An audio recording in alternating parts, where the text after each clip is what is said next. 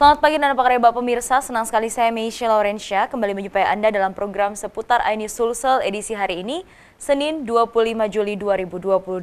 Sejumlah informasi menarik akan kami hadirkan dalam 30 menit ke depan di antaranya. Tawuran antar warga kali pecah di kota Makassar, batu dan pecahan botol berserakan.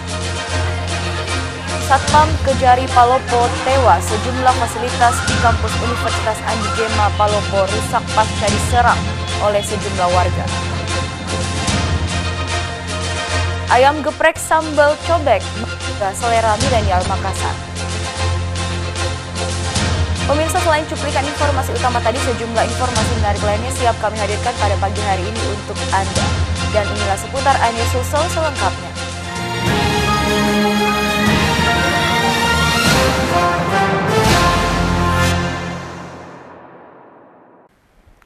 Pemirsa, tawuran antar warga kembali pecah di kota Makassar Minggu dini hari.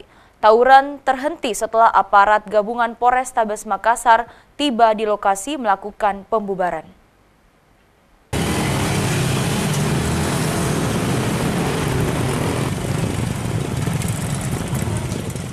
Tawuran ini terjadi di Jalan Abu Bakar Lambogo, Kelurahan Barabaraya, Kota Makassar, Sulawesi Selatan pada Minggu dini hari. Akibatnya batu, pecahan botol, dan papan tameng berserakan di jalan pasca pertikaian kedua kubu terjadi. Tawuran tersebut diduga berawal dari salah satu kelompok yang mendatangi lokasi tersebut untuk melakukan penyerangan hingga sejumlah warga setempat melakukan perlawanan. Situasi di lokasi kembali kondusif setelah kepolisian dari gabungan Polrestabes Makassar, tim penikam, Jatanras, dan Patmor Sebara tiba di lokasi. Polisi yang melakukan penyisiran di lokasi tidak menemukan pelaku yang berhasil kabur. Meski demikian, sejumlah nama telah diketahui. Penyebab tawuran dari kedua kelompok yang bertikai tersebut diduga berawal dari permasalahan saat main bola antar pemuda pada Sabtu sore hari kemarin, hingga terjadi penyerangan pada Minggu dini hari. Kendati demikian, polisi masih mendalami kebenaran tersebut. Untuk kejadian tersebut tidak ada korban dalam hal ini. Jadi sementara TKP diamankan, tidak ada korban. Penyebab tawuran ini? Jadi berdasarkan keterangan warga bahwa penyebab itu masih sementara belum diketahui. Hingga saat ini, situasi di lokasi kembali kondusif. Aparat kepolisian dari Polrestabes Makassar bersama dengan Polsekta Makassar melakukan penjagaan mengantisipasi kejadian terulang. Sementara, warga yang berada di lokasi dihimbau kembali ke rumah masing-masing. Dari Kota Makassar, Leo Muhammad Nur iNews melaporkan. Pemirsa, aparat kepolisian Polres Palopo menetapkan 11 orang mahasiswa sebagai tersangka tewasnya Satpam Kejari Palopo yang tertimpa pagar pada Kamis lalu. Dari 11 orang tersangka, 2 diantaranya masih buron dan dinyatakan DPO. Berdasarkan keterangan saksi dan barang bukti, pihak kepolisian Polres Palopo, Sulawesi Selatan akhirnya menetapkan 11 orang mahasiswa sebagai tersangka tewasnya Abdul Aziz, Purnawirawan TNI.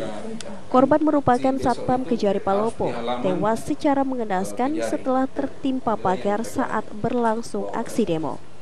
Dari keterangan polisi, para pelaku terlibat aksi saling dorong dengan Satpam hingga membuat pagar terlepas dan terjatuh, hingga menimpa korban. Meski sudah ada tersangka dalam insiden itu, namun polisi menolak menampilkan para pelaku. Pihak keluarga bahkan sempat mempertanyakan kebenaran informasi yang disampaikan polisi saat konferensi pers berlangsung. Betul dalam sudah ada ditangkap 9 orang. Kami masalahnya Pak bilang bikin kacau, saya bertanggung jawab, tidak bakal ada kacau. Cuma kami butuh bukti supaya kami juga bisa tanya keluarga yang di sana betul berita 9 orang sudah ada di dalam 9 orang. Sementara penetapan tersangka dilakukan oleh pihak penyidik Polres Palopo berdasarkan keterangan saksi dan bukti-bukti yang ada. Dan pada saat penyampaian aspirasi itu terjadi satu insiden yang berakibat 2 orang dari pihak keamanan Kejari itu satu orang mengalami luka dan satu orang meninggal dunia. Kalau para tersangka ini Pak, berapa orang yang sudah ditetapkan? Kita sudah menetapkan 11 tersangka, 9 orang sudah kita tahan, 2 orang DPO.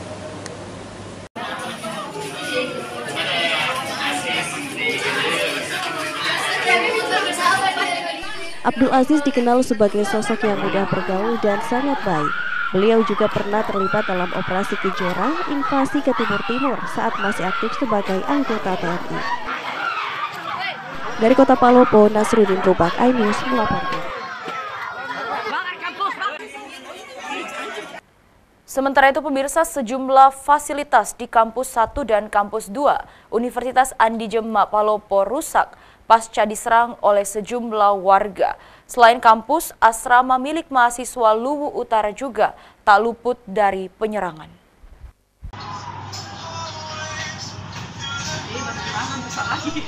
Kaca dan pagar di Kampus 1 dan Kampus 2 milik Universitas Andi Jemma Palopo alami kerusakan akibat aksi penyerangan yang dilakukan oleh kerabat almarhum Abdul Aziz, Satpam Kejaksaan Negeri Palopo yang tewas mengenaskan usai tertimpa pagar saat berlangsung aksi demo Kamis kemarin. Aksi penyerangan bermula saat almarhum dibawa ke pemakaman dengan melewati area Kampus 1. Pasca pemakaman, sejumlah kerabat kembali menyerang Kampus 2 dengan menggunakan lemparan batu.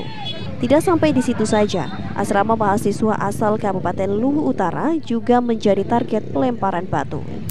Setelah dibubarkan, puluhan orang ini kembali mendatangi Mapolres Palopo sambil bersorak untuk mencari para pendemo yang saat ini sudah dalam kendali pihak kepolisian. Meski menimbulkan banyak kerusakan, namun aksi penyerangan tersebut tidak menimbulkan korban.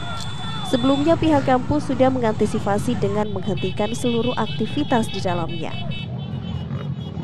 Pasca melaksanakan penguburan di pemakaman, itu secara bondong-bondong melakukan aksi spontanitas di sana. Tetapi bisa kita redam dan alhamdulillah saat ini sudah kondusif semua. Untuk mencegah aksi serupa terjadi, puluhan kepolisian masih disiagakan di lokasi kejadian. Polisi juga menghimbau agar kasus tersebut diserahkan untuk ditangani oleh pihak penyidik. Dari Kota Palopo, Nasruddin Rubak, iNews melaporkan. Pemirsa, seorang pria bersenjata busur terekam CCTV melakukan penyerangan dan pengancaman terhadap pengunjung minimarket yang tengah nongkrong di Jalan Poros Kecamatan Turikale, Kabupaten Maros. Sejumlah pengunjung yang panik langsung kabur masuk ke dalam toko minimarket beserta karyawan toko yang berlarian untuk menyelamatkan diri masuk ke dalam gudang. Dari rekaman kamera pengawas terlihat sejumlah pengunjung minimarket yang tengah nongkrong langsung berlarian masuk ke dalam toko minimarket yang berada di Jalan Poros, Kelurahan Taroada, Kecamatan Turikale, Kabupaten Maros, Sulawesi Selatan. Setelah dikejar oleh salah seorang pria bersenjata busur yang melakukan pengancaman. Diketahui pelaku berjumlah 2 orang mengendarai sepeda motor berboncengan, datang lalu menyerang dan melakukan pengancaman terhadap sejumlah warga yang asik nongkrong di pelataran minimarket dengan menggunakan busur. Warga yang panik saat dikejar pelaku kemudian lari berhamburan ke dalam toko minimarket. Sementara karyawan toko yang juga merasa terancam, sontak berlari menyelamatkan diri masuk ke dalam gudang penyimpanan barang. Peristiwa ini sendiri tidak berlangsung lama, hanya saja membuat panik sejumlah warga dan karyawan toko. Meski dalam kejadian itu tidak ada korban jiwa maupun luka, belum diketahui motif dari penyerangan ini. Apalagi kasus pembusuran di area minimarket ini sendiri baru kali pertama terjadi. Namun seluruh karyawan merasa was-was dan ketakutan saat giliran jaga toko di malam hari.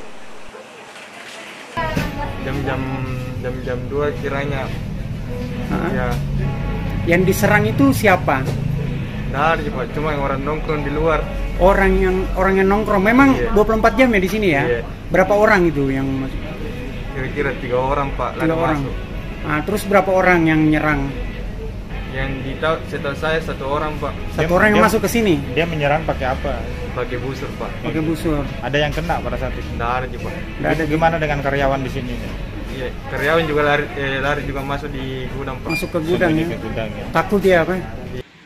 Sementara itu, polisi sektor Turikale yang mendapatkan video rekaman CCTV pengancaman yang dilakukan oleh seorang pria bersenjata busur terhadap sejumlah pengunjung minimarket yang viral di media sosial ini, kemudian bergerak cepat meninjau lokasi kejadian.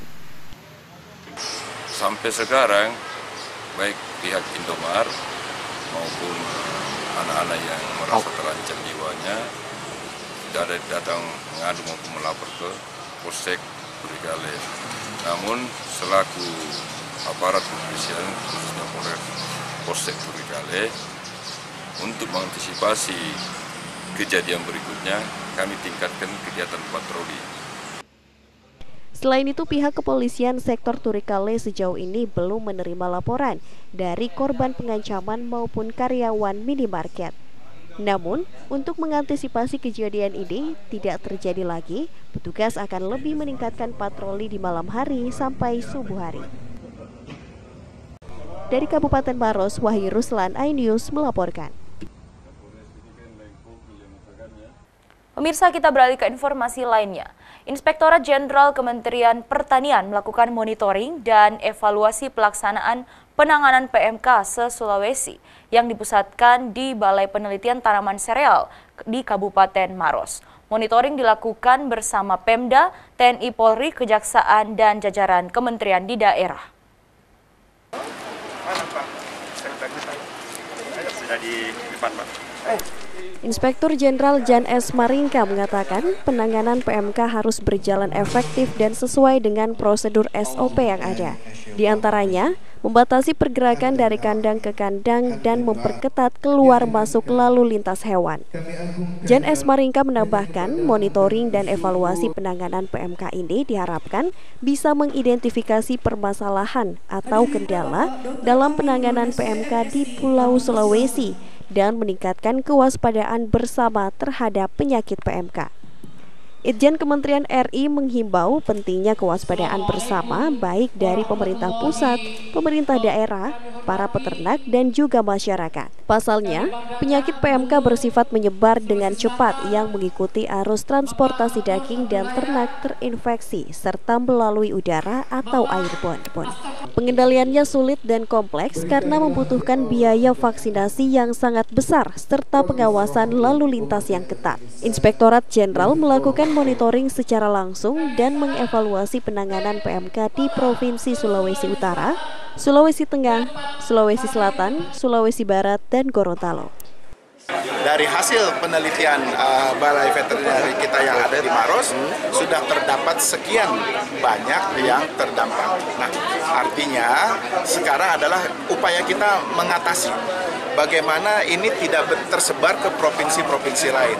Jadi kita sudah mengadakan rapat koordinasi, ini adalah evaluasi, ini adalah monitoring yang dilakukan oleh jajaran Inspektorat Jenderal agar nantinya upaya mengatasi masalah PMK di wilayah Sulawesi Selatan ini bisa berjalan lebih cepat lagi, lebih tepat dan tepat sasaran. Berdasarkan hasil monitoring sampai dengan tanggal 16 Juli 2022, semua provinsi di Sulawesi berstatus hijau atau tidak ada kasus, kecuali Provinsi Sulawesi Selatan yang terjadi penambahan kabupaten tertular dari 2 menjadi 9 kabupaten atau kota. Dari Makassar, Wahyu Ruslan, iNews melaporkan.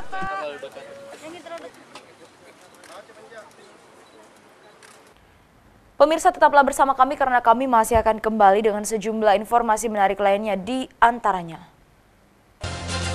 Teror busur kian meresahkan pelaku terekam CCTV. Akan hadir saat lagi, tetaplah di seputar iNews Sulsel.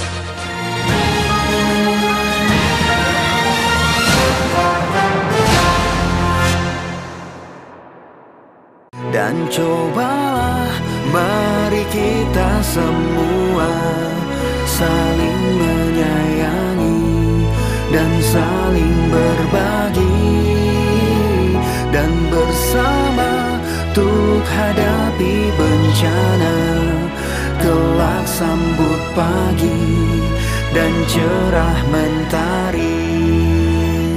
Dan cobalah mari kita semua saling menyayangi dan saling berbagi, dan bersama untuk hadapi bencana, kelak sambut pagi dan cerah mentari.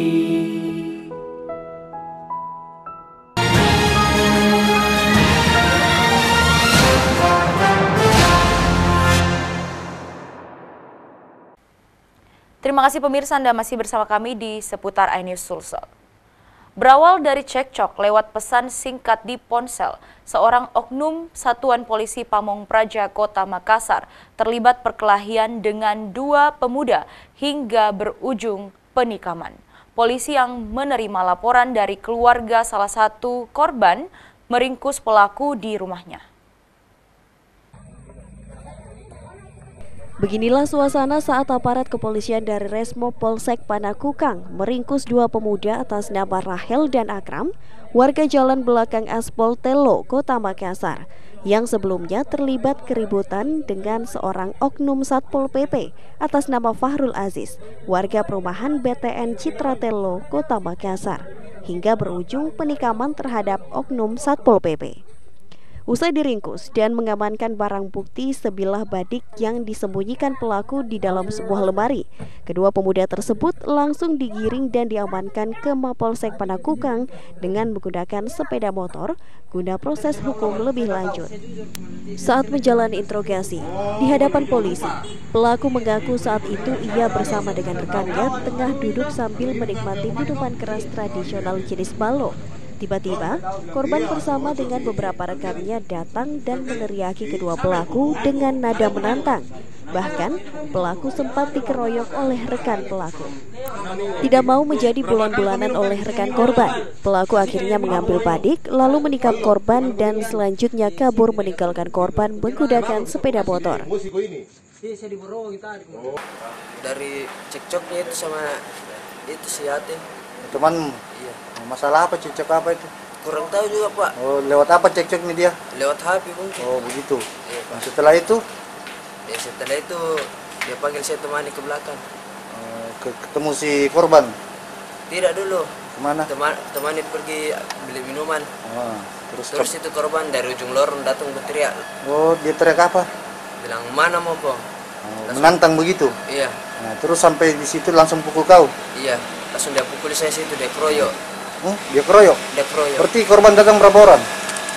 Banyak Pak. Oh, banyak orang? Iya, Pak. Oh, jadi awalnya korban yang keroyok kamu? Iya Pak. Setelah itu? Makanya saya kasih keluar ranokku untuk saya bisa lepas. Badik? Iya. Damtim Resmo Polsek Panakukang, Bribka Zulkadri membenarkan adanya penikaman terhadap seorang oknum Satpol PP. Pasca terjadinya penikaman, pihaknya langsung melakukan penyelidikan dan meringkus dua pelaku bersama dengan sebilah badik yang digunakan melakukan untuk menikam korban. Atas perbuatan pelaku dijerat dengan pasal 170 KUHP dengan ancaman kurungan penjara 7 tahun lamanya. Dari Kota Makassar, Muhammad Turboni, iNews melaporkan.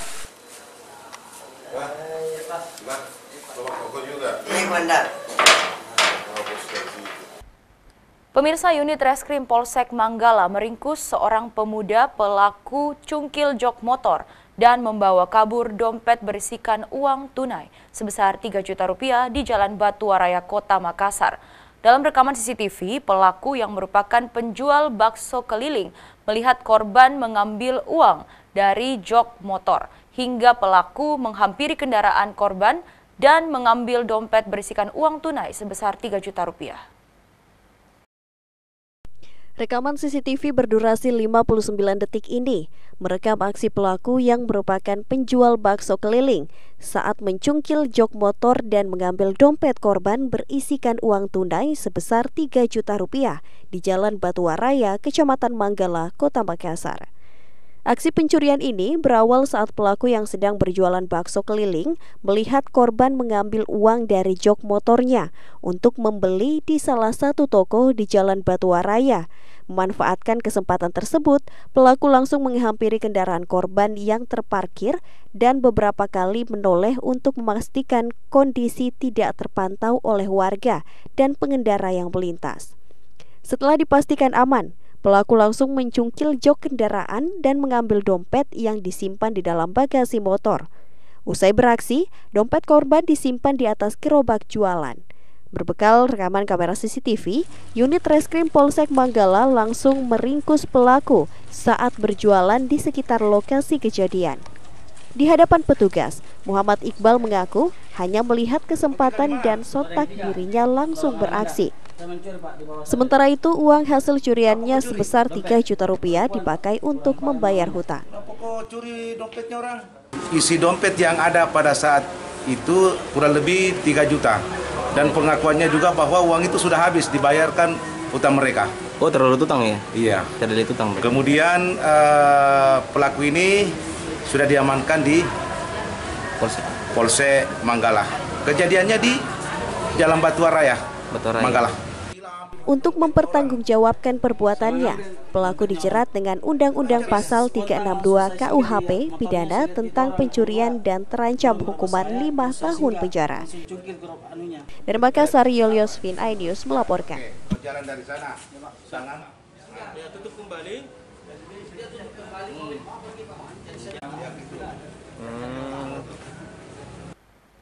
Pemirsa, 5 orang remaja yang sedang nongkrong bermain game di Takalar tiba-tiba diserang menggunakan anak panah dan busur oleh sekelompok remaja yang diduga kawanan geng motor.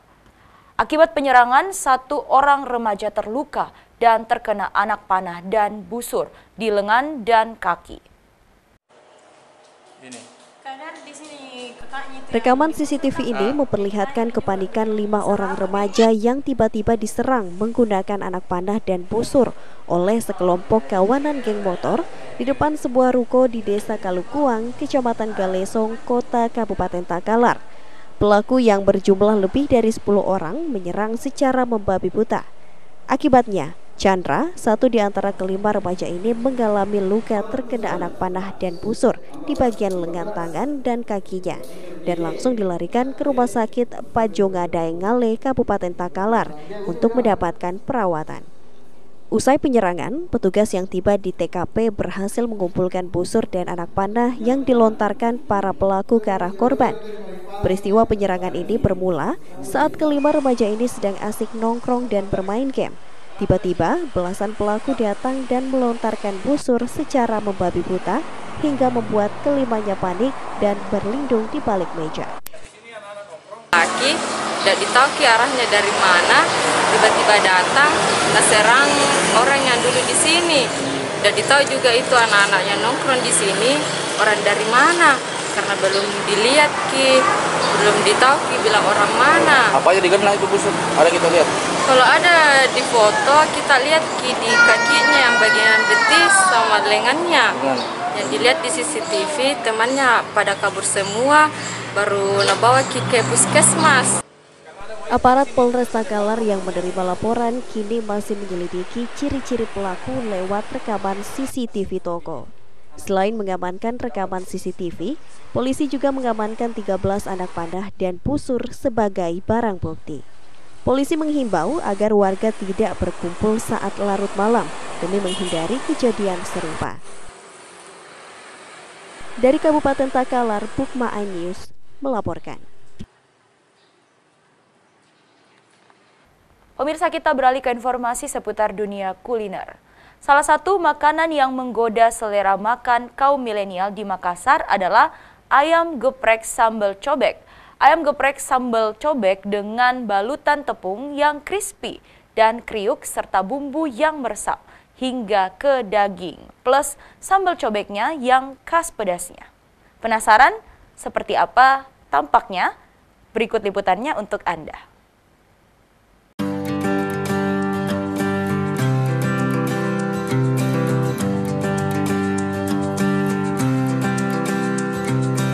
Ya, inilah beragam menu kuliner ayam geprek dengan aneka sambal cobek. Ada ayam geprek original sambal cobek, ayam geprek sambal mata, ayam geprek sambal cobek Cemangi, ayam geprek mozzarella, dan bebek goreng sambal cobek. Semuanya enak dan tentu menggugah selera makan Anda kan? Nah, dengan menu yang super terjangkau ini, ayam geprek sambal cobek cocok untuk kantong kaum milenial. Harganya pun mulai dari Rp12.000. Menu ayam geprek sambal cobek ini pun sudah bisa dipesan melalui aplikasi online. Ayam geprek sambal cobek ini memiliki bumbu rahasia yang membuatnya nyaman dan berbeda dengan yang lain. Ayam dengan balutan tepung yang crispy dan kriuk, kemudian dicocol dengan sambal cobek, bikin selera makan Anda meningkat. Menu ayam ini hanya Anda bisa temukan di gerai ayam geprek sambal cobek yang baru saja dibuka oleh Linda, selaku owner dari ayam geprek sambal cobek yang hadir di Makassar di Jalan Todopoli Raya Timur, Kota Makassar. Kita sendiri itu adalah dari sisi tepungnya, tepung rahasia yang namanya dia rahasia yang kami tidak bisa sebutkan. Di situ kriuk-kriuknya itu bisa sampai bertahan sampai besoknya itu masih kriuk juga. Seperti itu. Ditambah lagi di sini ada beberapa macam menu yang kita ada ayam geprek original, di situ ada sambalnya original yang ada juga bumbu-bumbu rahasianya. Yang kedua mozzarella, ada sambal hijau, ada sambal mata, ada juga bebeknya, ada telur gepreknya. Itu juga harga kami sangat bersaing, harga kami ekonomis. Gerai ayam geprek sambal cobek di Makassar ini merupakan yang keempat setelah hadir di Parepare, Pindrang, dan Sidrap. Rasanya itu ayam geprek sambal cobek itu beda memang yang lain, karena kenapa? Cobek-cobeknya terasa sekali. Nah, penasaran untuk mencobanya? Langsung saja pesan ayam geprek sambal cobek karena rasanya bikin ketagihan. Dari Makassar, tim liputan iNews melaporkan.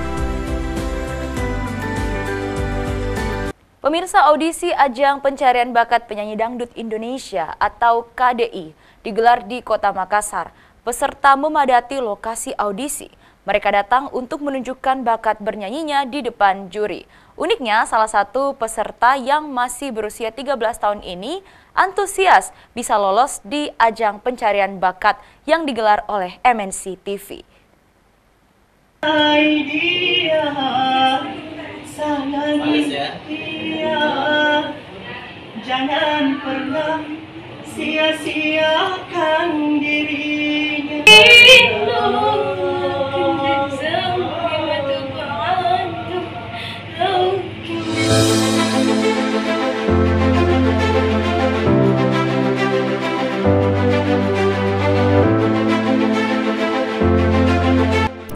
Seperti inilah suasana audisi KDI yang digelar di Kota Makassar. Peserta audisi antusias memeriahkan audisi yang digelar secara offline pasca pandemi COVID-19. Bahkan, ada peserta yang datang sejak jam 6 pagi demi mendapatkan nomor urut pertama. Tidak hanya peserta dari Kota Makassar, sejumlah peserta yang datang dari luar Kota Makassar pun ikut ajang pencarian bakat yang digelar di MNC TV. Seperti salah satu peserta bernama Syakila yang masih berusia 13 tahun, sengaja datang untuk ikut audisi dangdut KDI. Ini sama siapa? Sama orang.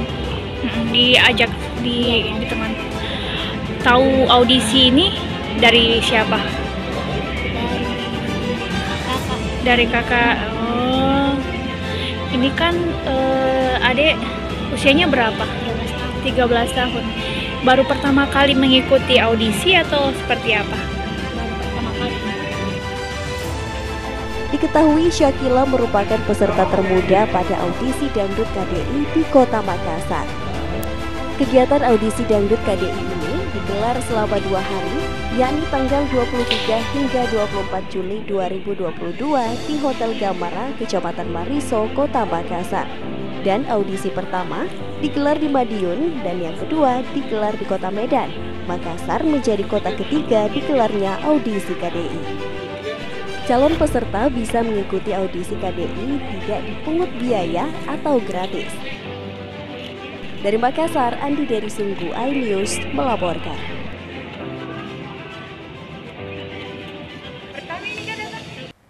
Pemirsa, informasi tadi sekaligus menutup perjumpaan kita dalam program seputar iNews Sulsel edisi hari ini. Selamat menyaksikan program RCTI selanjutnya. Saya Meisha Laurencia dan segenap kru yang bertugas undur diri. Tetap semangat dan salam kapan salam.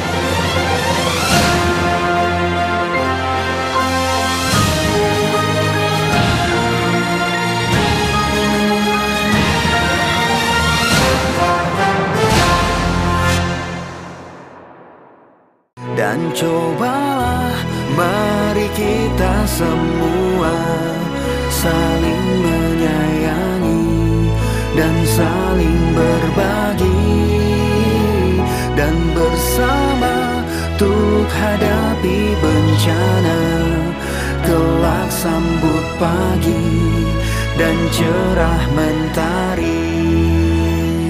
Dan cobalah mari kita semua saling menyayangi dan saling berbagi, dan bersama untuk hadapi bencana, kelak sambut pagi dan cerah mentari.